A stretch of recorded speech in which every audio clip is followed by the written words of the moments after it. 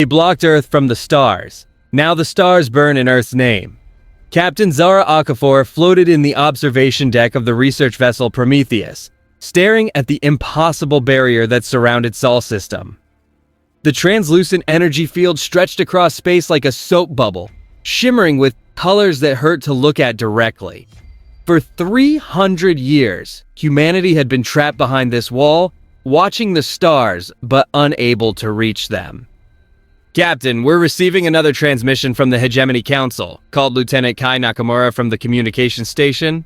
His voice carried the same frustration they all felt. Zara pushed off from the viewport and drifted back to the command center. "Put it through." The holographic display flickered to life, showing the familiar face of High Arbiter Vex High, a tall being with crystalline features and cold, multifaceted eyes. The translation matrix made his voice sound patronizing, though Zara suspected that was accurate rather than a technical limitation. "Humans of the Sol Containment Zone," Vex High began, his tone suggesting he was addressing particularly slow children. "Your latest petition for membership in the Galactic Hegemony has been reviewed and denied. The Council reaffirms its position that humanity remains too aggressive, too unpredictable for civilized space." Zara clenched her fists. "We've had no wars for over 2 centuries. Our crime rates are at historic lows. What more do you want from us? Your species has shown glimpses of cooperation, yes," Vexahai acknowledged with something that might have been a shrug. "But your history speaks louder than your recent behavior. The wars, the genocides, the environmental destruction of your own world. The galaxy is safer with Earth contained." "That was centuries ago," protested Dr. Amira Hassan, the expedition's xenobiologist. "Every species goes through growing pains. You're judging us by our worst moments." Vexai's expression didn't change. "The Zephyrians went through no such phase. Neither did the Corinthians or the Villani. Only humans seem compelled to destroy everything they touch before learning restraint." "Because you've never given us the chance to prove otherwise," Zara shot back. "How can we show we've changed if you keep us locked in a cage? The containment field will remain in place until the Council determines humanity is ready for contact with civilized beings. This may take millennia, if it happens at all." The transmission ended abruptly. Silence filled the command center. Around Zara, her crew of 37 humans represented the best Earth had to offer. Scientists, explorers, diplomats, engineers. They'd spent their entire careers preparing for the day humanity would join the galactic community, only to be told they might never be worthy. 300 years, whispered Chief Engineer Rosa Delgado. "My great-great-grandmother was born the year they put up that barrier. Generations of humans have lived and died knowing we're prisoners in our own solar system." Zara stared at the energy field containing them. "Not prisoners," she said quietly. "Suspects. They think we're still the same species that fought world wars and burned our own forests." "Maybe we should be angry about that," said Lieutenant Commander David Park, the ship's tactical officer. "Maybe they're right to fear us." The room went quiet again. It was a thought they'd all had but rarely voiced. What if humanity's reputation wasn't entirely undeserved? What if the very frustration and rage they felt at being contained was proof the hegemony was right? "Captain," Kai called out, his voice suddenly urgent, "I'm picking up something strange. Multiple energy signatures dropping out of hyperspace at the edge of the system." Zara moved to the sensor station. "How many contacts?" 12? No, 15 ships. They're not using hegemony signatures." Kai's fingers danced across his console. "These are completely unknown drive signatures." The main display lit up with tactical information. The unknown vessels were massive, each one easily 10 times the size of the Prometheus. Their design was unlike anything in Earth's databases. Smooth, organic curves that seemed to flow like living tissue. "Are they trying to communicate?" Zara asked. "Not with us," Kai replied. "But I'm detecting high-energy transmissions between the unknown ships and something beyond our sensor range. They're talking to someone out there." Dr. Hassan moved to her workstation, scanning the new arrivals. "Captain, these ships. The energy readings are incredible. Their power output makes our fusion reactors look like candles." "Could they be peaceful?" asked Rosa. Before anyone could answer, the energy barrier around Sol's system began to fluctuate. Colors rippled across its surface like aurora borealis, and warning klaxons sounded throughout the ship. "The containment field is destabilizing," David reported. "Power fluctuations are off the charts." Then space itself seemed to tear open. A massive rift appeared beyond the barrier, and through it came ships. Hundreds of them, thousands, flowing into the system like water through a broken dam. The newcomers' vessels were dark and angular, bristling with weapon arrays that could be nothing else. "My God!" breathed Amira. "It's an invasion!"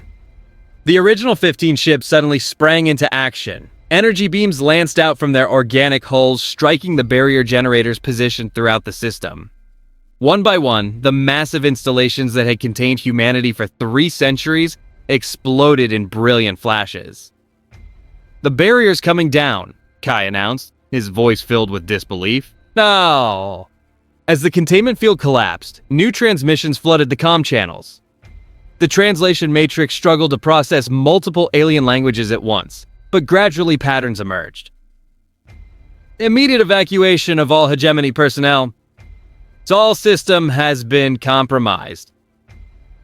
The Devourers have found another inhabited system." Zara's blood ran cold.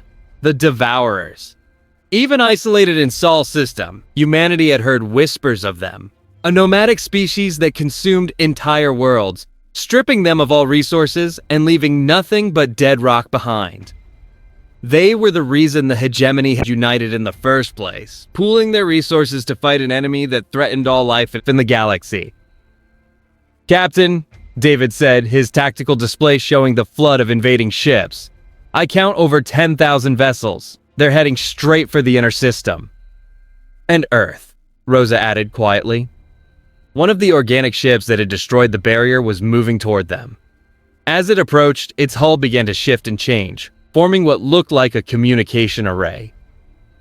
"Unknown human vessel," came a new voice through their comm system. The translation was perfect, suggesting advanced linguistic capabilities. "This is Gardner Prime Thys of the Cultivator Fleet. Respond immediately." Zara straightened in her command chair. "This is Captain Zara Okafor of Earth Vessel Prometheus. Who are you and what's happening here?" "We are the last free cultivators," Thys replied. "Our species once tended gardens across the galaxy, nurturing life wherever we found it. The Devourers destroyed our homeworld 6 months ago. We've been searching for a place to make our final stand." "Why here?" Zara asked. There was a pause before Thysis answered. "Because we've been monitoring your species for some time, Captain Okafor. The hegemony fears your potential for violence, but we see something else. We see a species that survived its own destructive impulses and chose to change. We see warriors who learned to become gardeners." On the display, the Devourer fleet was spreading throughout the system, dark ships moving with predatory grace toward the inner planets. "The Devourers will consume everything," Thys continued. "Your world, your people, even the star itself if they can manage it. The hegemony species have already fled. Their evacuation began the moment our ships appeared. They're abandoning your system to save themselves." Rage flowed through Zara like molten metal.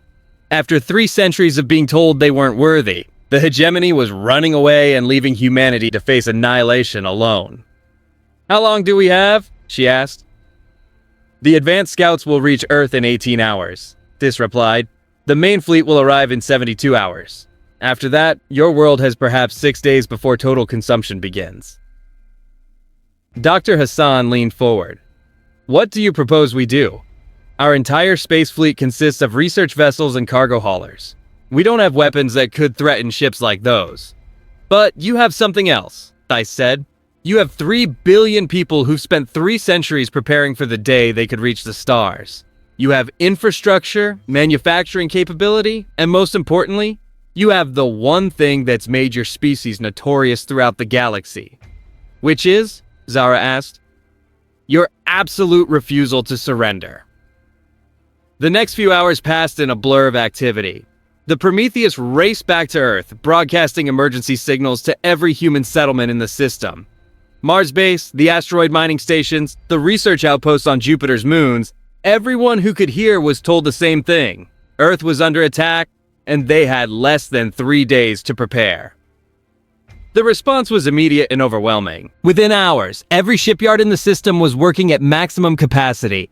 Mining ships had their cargo bays retrofitted with missile launchers. Passenger transports were converted into fast attack craft. Even the massive cargo haulers that carried goods between planets were being transformed into weapons of war.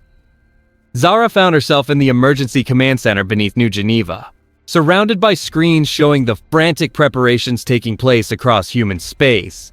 President Maria Santos stood at the center of it all, coordinating the defense with the calm efficiency that had made her a legend in human politics. "The cultivators are sharing their technology," Santos reported as Zara arrived.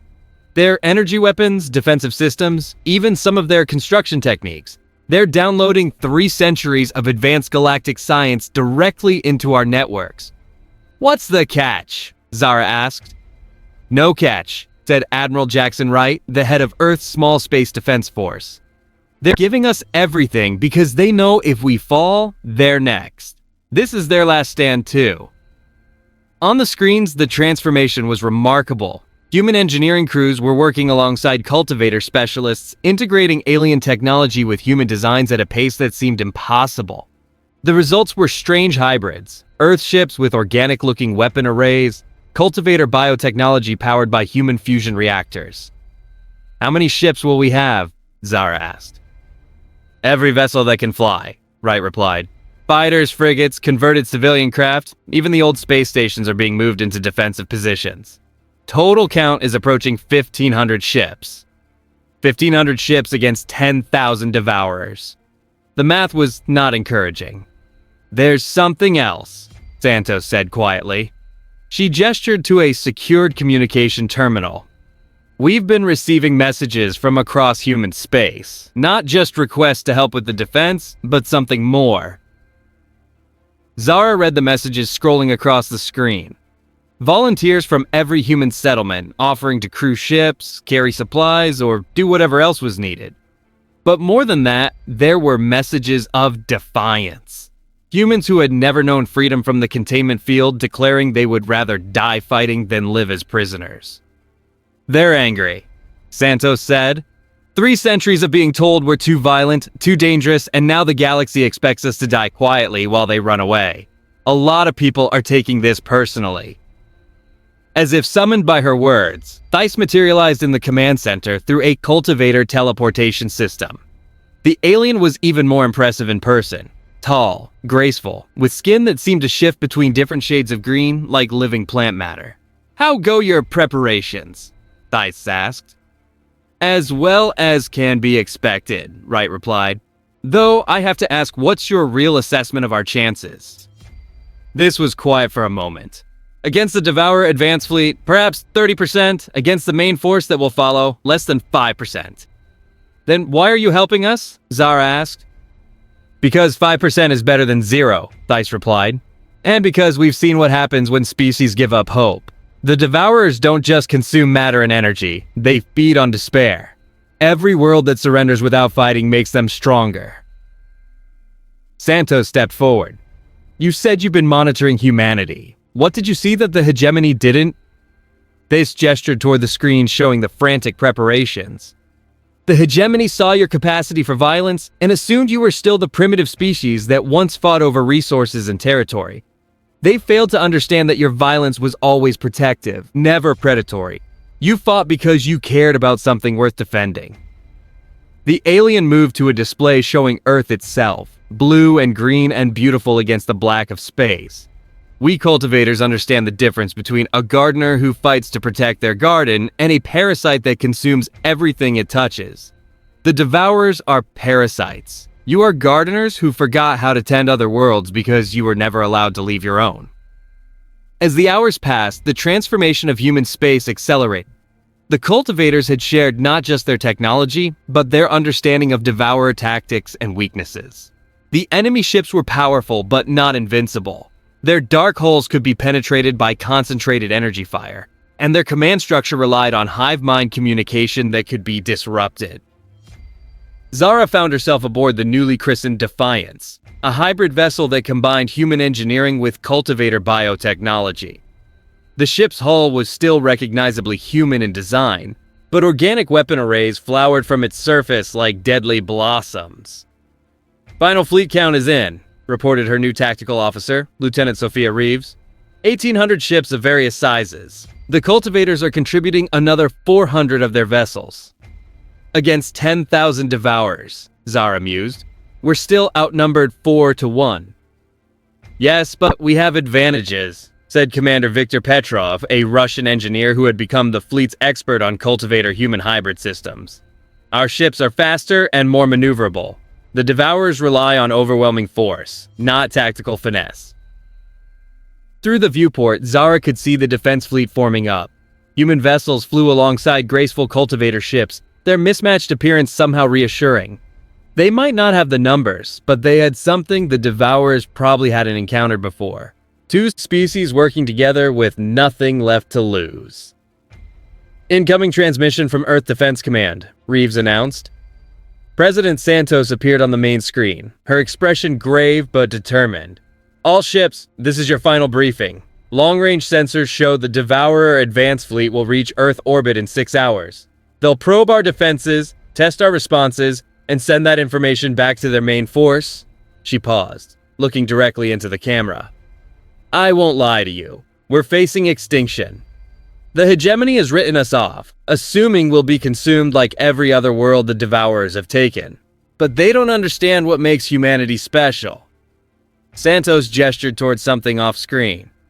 "For 3 centuries, we've dreamed of reaching the stars. We've built ships, trained crews, and prepared for the day we could explore the galaxy as free beings. Today, we don't get to explore the stars. Today, the stars come to us, and they come as enemies."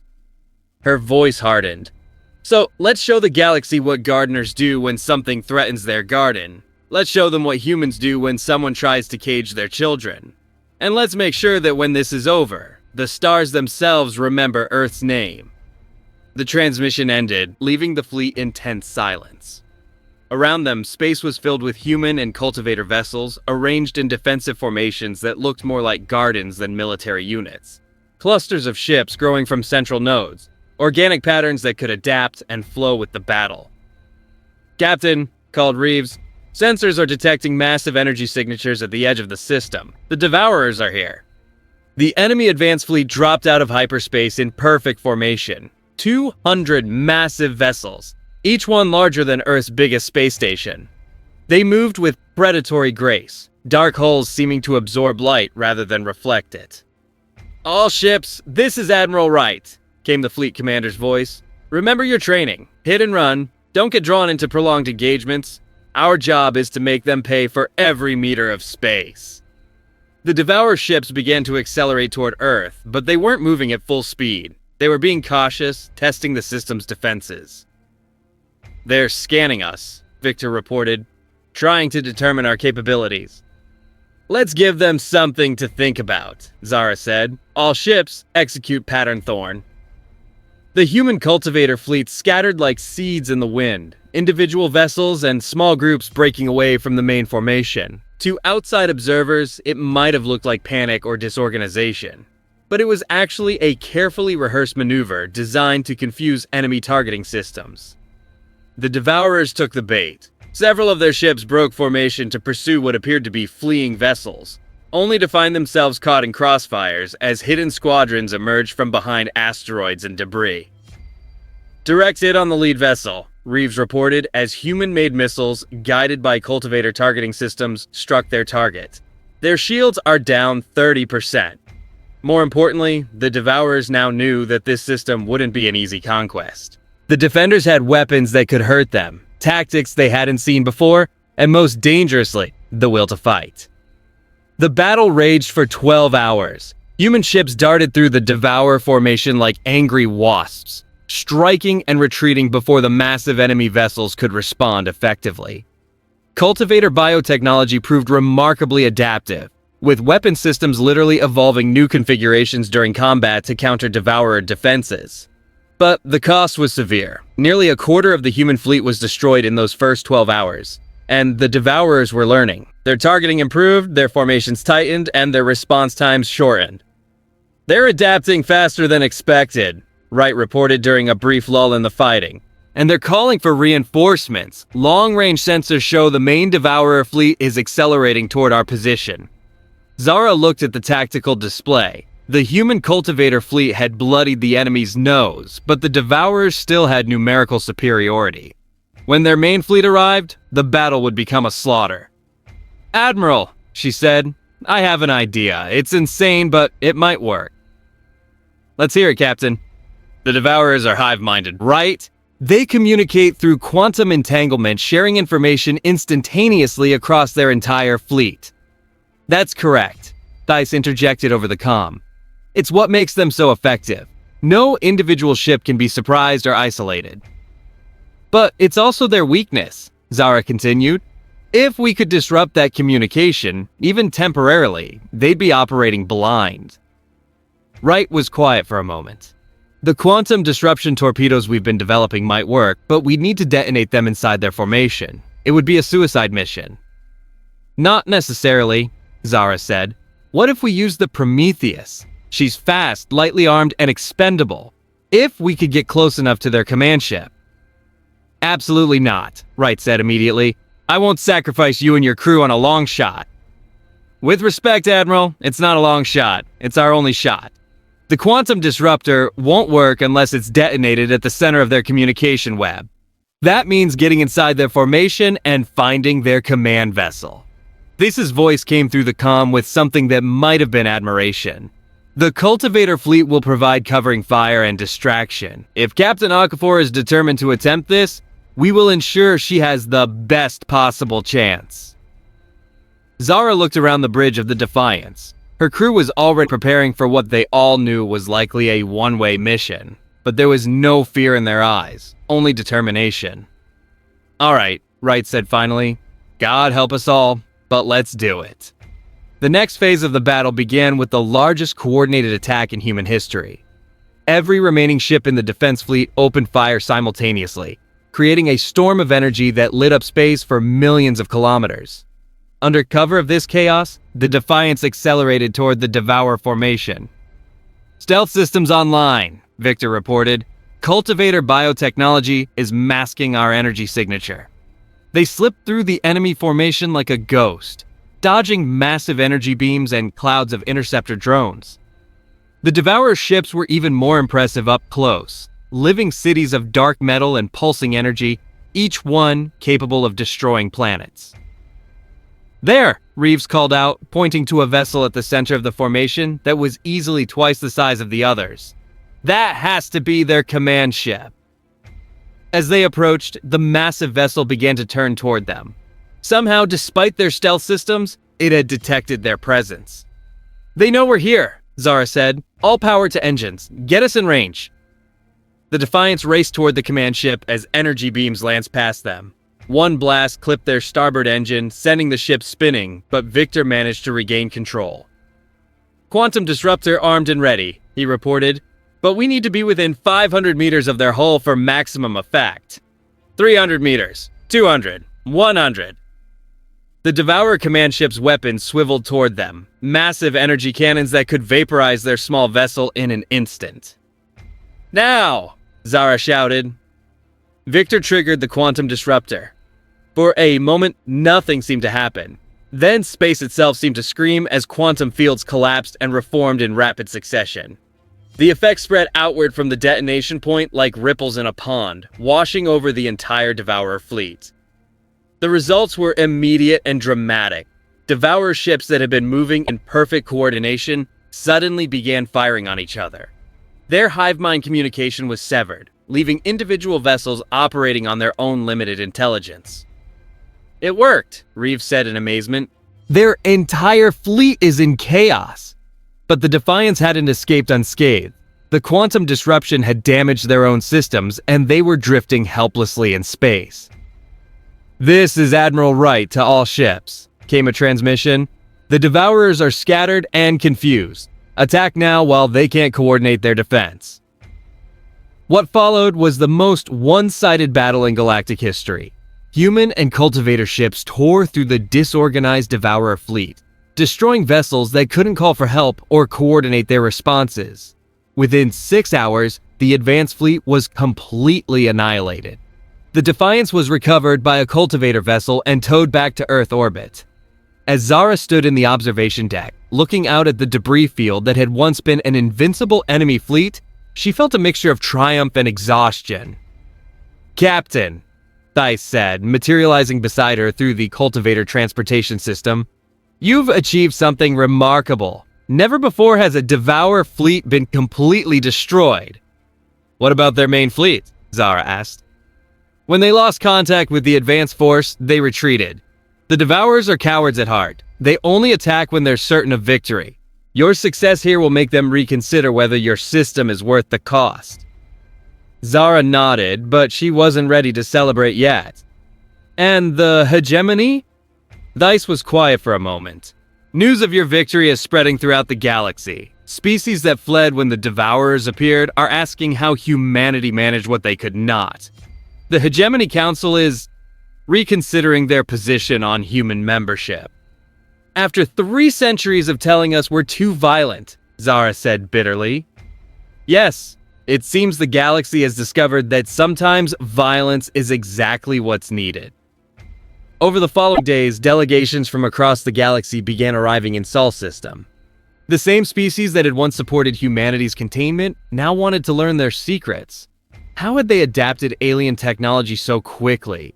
How had they coordinated such an effective defense? How had they achieved victory where everyone else had failed?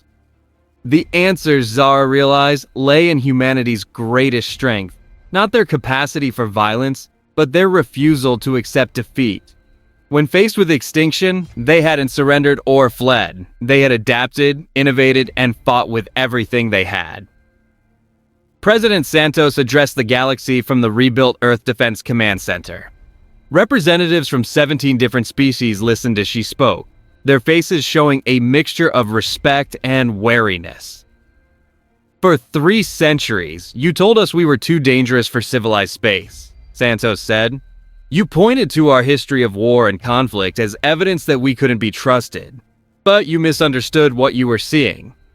She gestured toward the screens showing the recovery operations in space, human and cultivator crews working together to salvage useful technology from the destroyed Devourer fleet. "Humans don't fight because we love violence. We fight because we love something else more. Our families, our worlds, our freedom, our future. When something threatens what we love, we become dangerous. But only to those who threaten us." Santos looked directly into the camera. "The Devourers came to our system expecting easy prey. They found gardeners who had been forced to become warriors. They learned the difference the hard way." She paused, letting her words sink in. "The containment field is gone. Humanity is free to explore the galaxy, but we won't forget the lessons of the past 3 centuries. We won't forget who stood with us and who ran away when we needed help." The transformation of human space accelerated in the weeks that followed. With access to cultivator biotechnology and samples of Devourer engineering, human scientists made breakthrough after breakthrough. New ships began rolling out of Earth shipyards, vessels that combined the best of 3 different technological philosophies. More importantly, humanity's reputation had changed overnight. The species that had been too dangerous for the galaxy was now its most valuable defender. Worlds that had never given humans a second thought were now requesting Earth's protection. Zara found herself in command of the New Horizon, one of the first truly interstellar vessels humanity had ever built. Her mission was exploration and first contact, the dream she'd held her entire life, finally within reach.